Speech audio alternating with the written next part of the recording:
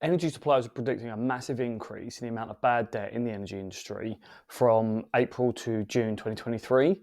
And because of that, Ofgem are consulting on adding an extra cost to our price cap to give energy suppliers that money back. Hi everyone, I'm Richard Winstone with Over 50s Money. In this video, I'm talking to you about the consultation Ofgem are running on the additional bad debt allowance review. So there's a policy consultation that they've put out. There's already a bad debt allowance built into the price cap. We already pay that. Ofgem are proposing adding an additional bad debt allowance to allow energy suppliers to recoup costs. I've spoken about this in the last couple of videos. This video is here to explain what Ofgem have done in that consultation and my responses to their questions, and let you know how you get in contact with Ofgem to put your views forwards. I'll start with that last bit. If you want to get involved with this consultation, and contact Ofgem, go to the link in the description below, or if you're part of the petition, you would have received a link in the email that I sent out this evening. On that link, you'll have the consultation date, the name, my responses, so it's the whole thing that I've written out. There's also a downloadable version of the PDF that I sent to Ofgem at the bottom, and it also tell you the email address to send it to. And as always, please CC in support@over50smoney.com. So this consultation is about bad debt being accrued between April and June 2023. Ofgem are looking to put in an extra allowance from April 2024 to help energy suppliers recoup the costs of that. So that's the actual bad debt that they write off. It's the administration costs, it's the working capital costs, all lumped into one. And Ofgem thinks there's an extra cost in there and they want to increase our bills to cover that cost.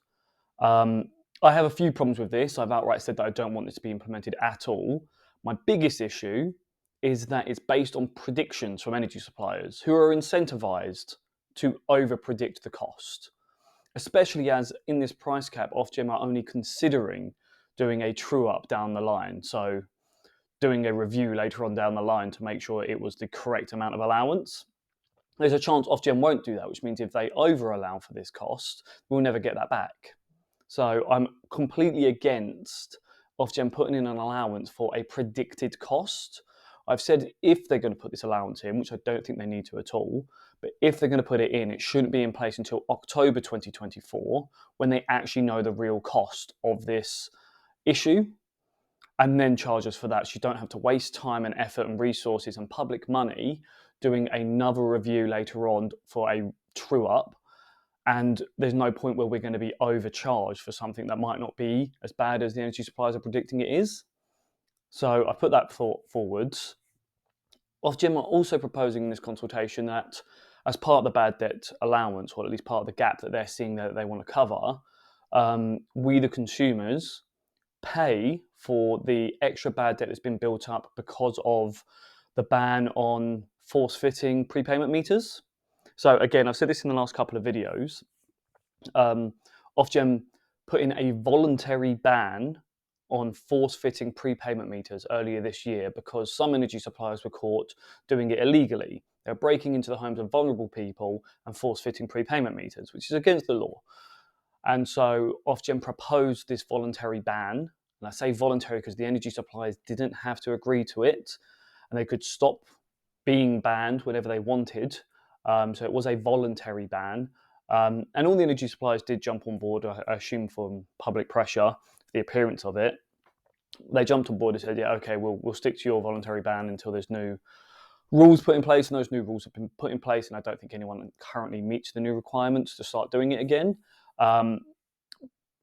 But because they took on that ban and they stopped force-fitting prepayment meters, a lot of the bad debt that they've had built up, they haven't been able to start claiming back by forcing people to have prepayment meters. That's how they collect a lot of their bad debt. They force prepayment meters on people, and then when you put 20 quid onto your key, they'll take £5 for debt and let you use 15. That's how they reclaim some of their debts. So they're saying there's going to be more bad debt because they haven't been able to do that. And Ofgem wants to allow that cost to be passed to consumers. It's to the tune of about £25 million per month. So from April to June, it's £75 million of the gap that Ofgem have identified as a problem, which is ludicrous. So I've obviously said to them that it's, what did I say it was? It's devoid of all human morality, I think was the phrase I used. Like, it's just, there's no moral standpoint you can take as Ofgem, if you say that consumers have to pay for that ban, these energy suppliers were breaking the law. And I know if you've watched the last couple of videos, I'll repeat myself here, but the energy suppliers were breaking the law. There's no way on earth that the cost for that should be passed on to consumers, because otherwise you set a precedent where energy suppliers can break the rules and they know in medium to long term there is no downside, because Ofgem will just allow the costs of that punishment to be passed on to consumers and they'll get all of their money back. So I've obviously said that in my response as well. There were 16 questions in this document, and I'm not going to go through all of them because some of them I barely answered. I think one of them I just put a one-word answer, no. I've told them on 5 or 6 of the answers that I don't want this adjustment at all, so I don't think there's clear evidence that it's necessary. I've also pointed out that we haven't been given access to any of the data that led to this assumption. So Ofgem doesn't like to share data with consumer groups and charities, anyone representing the customer, rather than the energy supplier, because it's sensitive for the energy supplier and it will take too long to anonymize it. And that means we just have to trust whatever graphs and things they present us without actually knowing what analysis produced that. And to me, that makes it difficult to trust anything. They ask for a lot of trust, but they've not earned it. So I don't trust the numbers there at all. I don't trust the energy suppliers as far as I can throw them. And so, yeah, I've said that without sufficient evidence, I don't think that this is a reasonable ask at all. I did answer a lot of their questions beginning with the sentence, if you are to make this adjustment, or I don't think this adjustment should be made, but if you do it, then this would be my answer, just to make sure that we've got our thoughts put in place in case they do decide to go ahead with it. And knowing Ofgem, I am concerned that they will go ahead with it, but hey, that's that. So yeah, I think those were the main points from the questions and answers. As I said, there's a lot in there about the different types of averages they could use to work out the adjustment, and the splits between standing charge and unit rates and fuel types and payment types and meter types. So there's a lot of questions around all of that.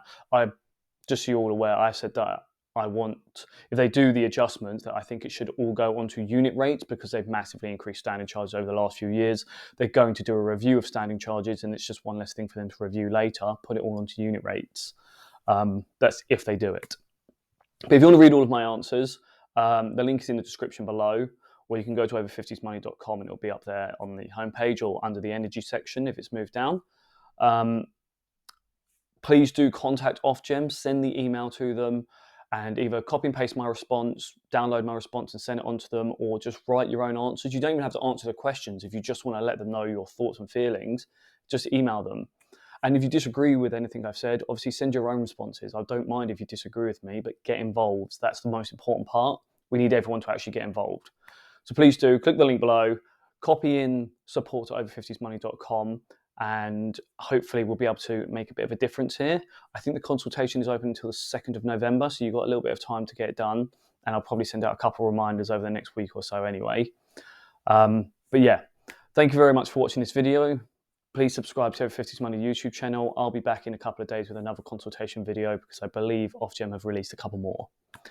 Thank you.